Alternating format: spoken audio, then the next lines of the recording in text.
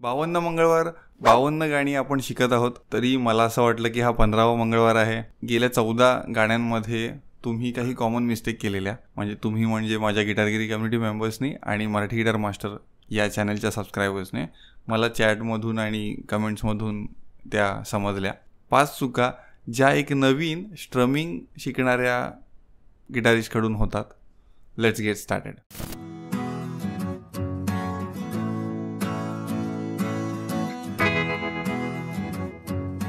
नमस्कार मंडळी, माझं नाव यशवंत दिडवाग, तुमच्या सगळ्यांचा मराठी गिटार मास्टर. आणि ती पहिली चूक सगळे करतायत ती म्हणजे चुकीची गिटार विकत घेणं किंवा तुमची गिटार वेल मेंटेन्ड स्टेटमध्ये आहे की नाही याचीच माहिती नसणं. याबद्दल डिटेल्ड माहिती देणारा एक प्लेलिस्ट बनवली आपण ऑलरेडी यूट्यूबवरती आहे. ती खाली डिस्क्रिप्शनमध्ये मी त्याची लिंक देईनच. ती लिंक हा व्हिडिओ पूर्ण बघून झाल्यानंतर बघा, आता लगेच इथे जम्प नका करू. आपण जाऊया आता मिस्टेक नंबर 2 वरती. तुम्ही ना लिरिक्सला खूपच भाव देता आणि बीटला इग्नोर करता. होतं असं की गाणं हे बीटवर लिहिलं जातं, म्हणजे शब्द हे बीटमध्ये पेरलेले असतात, शब्दांवरती बीट नसतं. सो एक्झाम्पल देऊन सांगायचं झालं तर 1 2 3 4 1 2 3 4 पापा कहते हैं बडा नाम करेगा. सो इथे पापा 1 वरती नव्हतं सुरू झालं, 1 नंतर सुरू झालेलं. पण तुम्ही लोक काय करता, तुम्ही लोक म्हणजे बिगिनर्स गिटारिस्ट, ते शब्द जिथे स्टार्ट होतील तिथे स्ट्रमिंग स्टार्ट करतात. असं नसतं ना. 1 2 3 4 1 2 3 4 आणि मग त्याच्यामध्ये शब्द कुठेतरी एंटर करतात.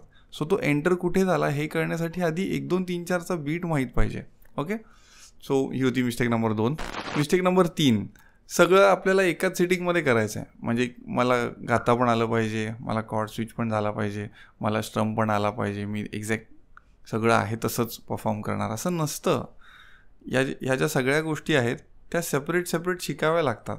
म्हणजे लिरिक्स आधी तुमचे लक्षात हवेत, चाल लक्षात हवी, वेगळ्या स्ट्रमिंगची प्रॅक्टिस करायची, वेगळी त्याची काउंटिंग लाईन, कुठला लिरिक्स जो आधीच्या पॉईंटमध्ये सांगितला कुठला लिरिक्स कुठे एंटर होतो याचं ऑब्झर्वेशन करायचं, मग सगळं एकत्र करायला यायचं. फर्स्ट सिटिंगमध्ये नाही होत सगळं, म्हणजे बिगिनिंगला तरी. मिस्टेक नंबर 4, टाईम सिग्नेचर म्हणजे काय हेच माहीत नसणं. हे खूप खराब.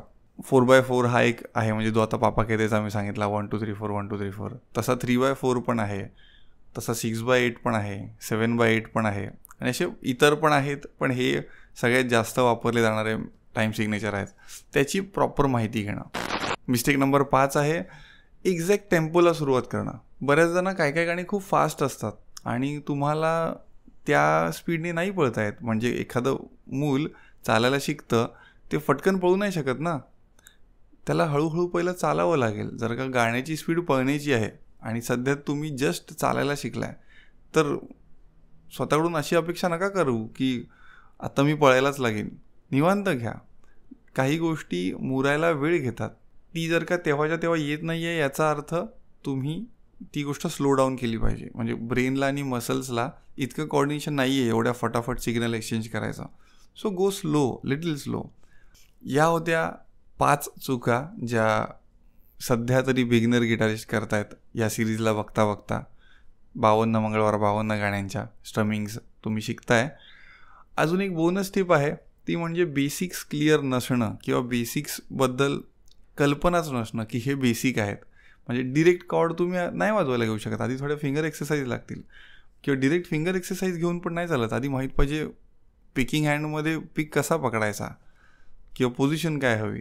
खूप बेसिक आहे. म्हणजे राईट फ्रॉम नवीन गिटार विकत घेणं, ते ती कशी पकडणं, मग त्याच्यावर उजव्या हाताने कसं वाजवणं, डाव्या हाताने कसं वाजवणं, बरंच हे आहे. म्हणजे आणि लेफ्ट हँडेडसाठी वाईस वर्सा.